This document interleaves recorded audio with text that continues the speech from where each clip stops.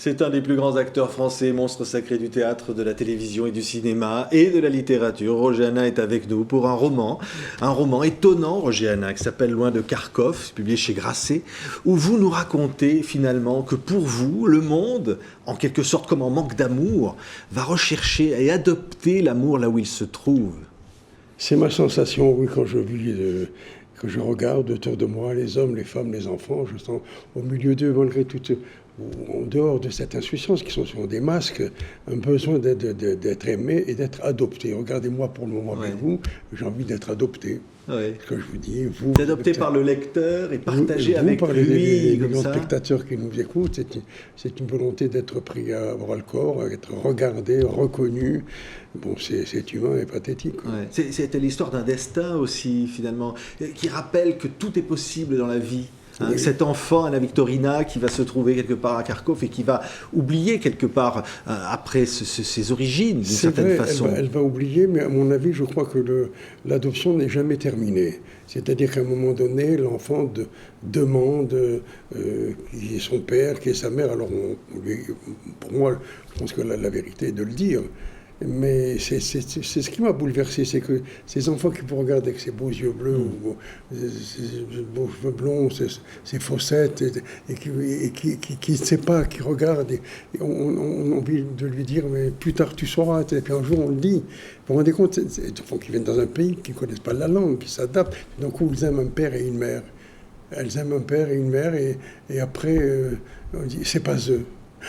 Et c'est vrai que chez eux, on me l'a dit souvent, l'éphémère, c'est une terreur. Et vous passez une bonne soirée avec un enfant adopté, vous, qui vous aime bien tout d'un coup, et vous partez. Et ces enfants adoptés ne peuvent pas, comment dirais-je, lâcher les gens comme ça. Alors il faut qu'ils soient entourés de plus en plus de présence et d'amour, de tendresse. Moi, ça m'a bouleversé. Je suis content d'avoir cette relation, si vous voulez, de grand-père à petite-fille. Oui, et là, vous entraînez avec le lecteur, finalement, dans cette histoire. Et les adoptants, qui en eux-mêmes recherchent finalement leur passé. On va découvrir les drames, les secrets, les non-dits, finalement, dans le propre parcours de ceux qui se rencontrent à travers l'adoption. Tout à fait. Il y a plusieurs formes d'être orphelin. Je veux dire, il y a eu celle qui adopte la petite Anna Victorina, Mathilde Lévy, a eu ses parents déportés, chambre à gaz, Auschwitz, etc. Et donc, elle ne connaît pas ses parents. Et elle dit à son mari, qui a 15 ans de plus qu'elle, parce qu'il y a cette relation de femme plus âgée vis-à-vis d'un homme, parce que c'est une espèce de maternité aussi. Et elle dit, moi, je suis une espèce d'humanoïde un peu particulier. J'ai pas de père, pas de mère, pas d'oncle, pas de tante, pas de cousin, je suis là. Donc évidemment, on rencontre un homme qui la prend comme ça, qui l'adopte. Elle a besoin elle a besoin de sécurité, de sûreté, de vérité. Et elle est proche de cet enfant à qui elle n'a pas raconté tout ça. Et elle, quand à ce moment, elle dit la vérité, je ne vais pas raconter le livre, elle se retrouve seule. Et donc elle se raccroche à son origine. Et elle part pour Israël. C'est la seule façon d'attraper quelque chose de concret, même si c'est abstrait, historique, mais quelque chose. C'est l'histoire finalement d'une quête de vérité, d'identité. Et quelle est la part de vous, Roger Hanna, dans des romans, parce qu'on dit toujours, vous avez reçu plusieurs fois dans des livres précédents. La part de moi, c'est le rôle du kabbaliste, le kabbaliste Abraham, qui est une espèce de moi, j'aime bien les voyous dans le sens noble du terme. Et c'est une espèce de voyou, de l'intelligence, du courage, de l'esprit, de la résistance, qui a tout fait, l'alcool, drogue, et tout d'un coup, il est là, il est stupéfait, il est désarçonné devant tant d'innocence et tant d'injustice aussi, puisque c'est terrible, cette injustice. Si vous avez vos parents, moi j'ai eu des parents, un père et une mère, beaucoup d'entre nous ont eu un père et une mère, même si on a eu des différents. Moi je n'ai pas eu une enfance vraiment très heureuse.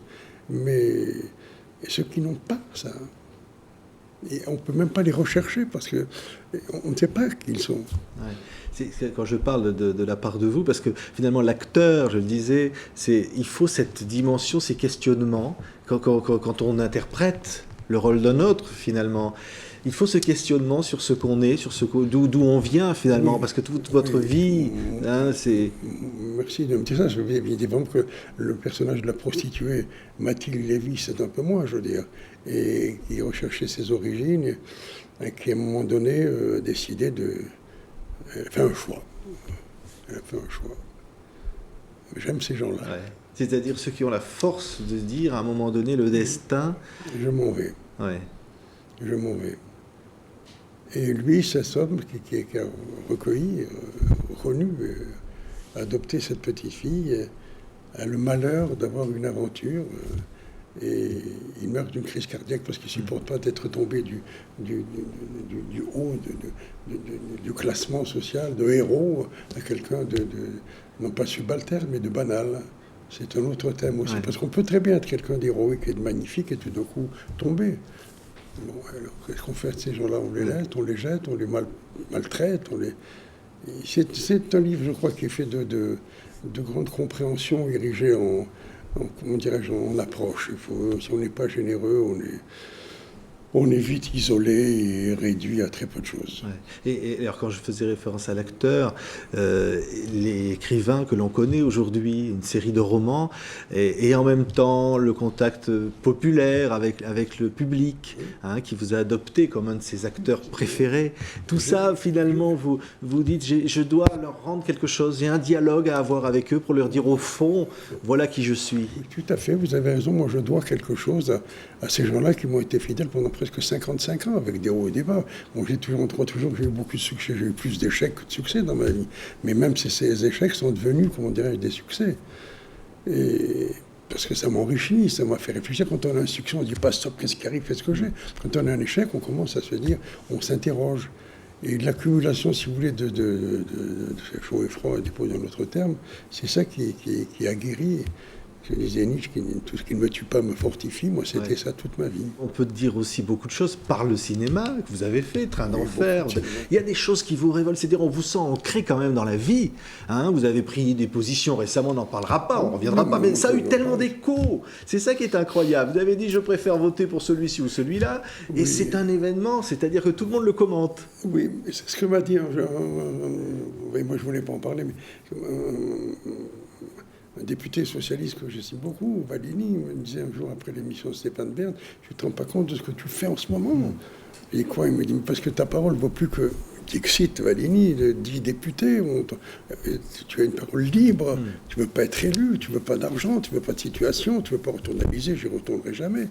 Et peut-être est-ce vrai, peut-être que voilà, bon, moi j'ai de l'estime et de l'admiration pour Nicolas Sarkozy, je suis contre tous les tabous, etc.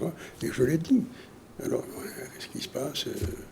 Et puis il y a une chose aussi qui moi, me touche et me concerne, c'est une espèce d'ostracisme comme ça, de racisme, un tel est de droite, un tel est de gauche, un tel est pauvre, un tel est riche, un tel est en bonne santé, un tel a du charisme, un tel n'en a pas. Tout ça c'est très cruel et très brutal. Je crois que les opinions doivent se faire de fréquentation, de regard, d'écoute. Ouais. Et on a quand même écouté cet homme-là, il m'a plu. Voilà. Ouais. Et derrière ça, c'est dans la continuité de cette fidélité que vous avez pour François Mitterrand. Ah oui. C'est dans la continuité, parce qu'on a vraiment l'impression que par-delà la mort, vous êtes resté extrêmement proche. Mais je l'aime, il est vivant, moi je l'aime, je le vénère.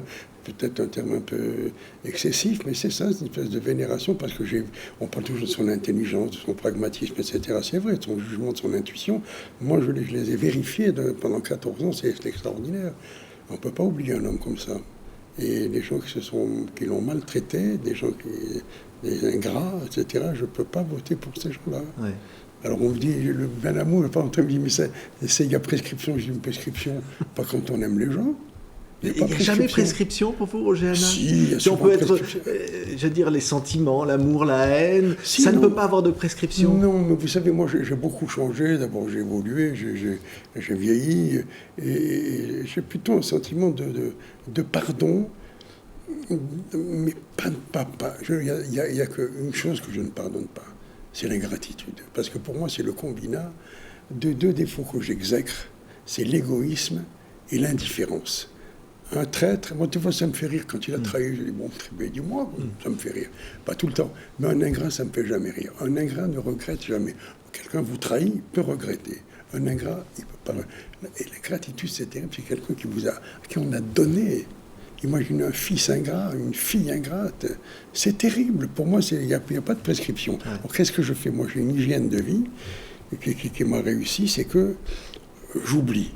Mais je pardonne, même, si vous voulez. Mais je n'oublie pas. Je n'oublie pas parce que, même dans un des livres, là, Gustave, moi, je crois que les 40 plus belles pages que j'ai écrites, pardon pour l'immodestie, c'est dans Gustave, où justement un des personnages qui est ivre dit il faut pardonner à Shoah, un juif. Alors j'ai eu des coups de téléphone d'amis que j'aime, comme Georges Kejman, qui est vraiment un ami qui m'a quasiment insulté. Je lui ai dit Georges, je te comprends, mais si on continue, vous vous rendez compte dans quel état on met quelqu'un, un Allemand, et qu'on dit je te pardonne. Il ne peut plus bouger. Il ne peut plus recommencer. Et avec l'Algérie, par exemple, moi qui suis algérien, je dis qu'il faut que j'ai 3 patries, l'Algérie, la France et Israël. Mais l'Algérie, maintenant, il faut arrêter la repentance. Parce que les Français ont fait des choses très belles là-bas. Moi, je me suis battu, pardon, de jouer le glorieux, mais pas pour l'indépendance algérienne. Je suis persona grata là-bas. Je pense que le Bouteflika, le président, m'aime beaucoup. Mais il faut maintenant construire des choses, pardonner, il faut le prouver. Il faut faire des choses en commun. C'est fini. Merci Roger Hanin. Loin de Kharkov, c'est le titre du roman, le nouveau roman publié chez Grasset, signé Roger Hanin, avec ce ton et ces confidences qui nous font mieux vous connaître. Merci Roger Hanin d'avoir été avec nous. Merci beaucoup.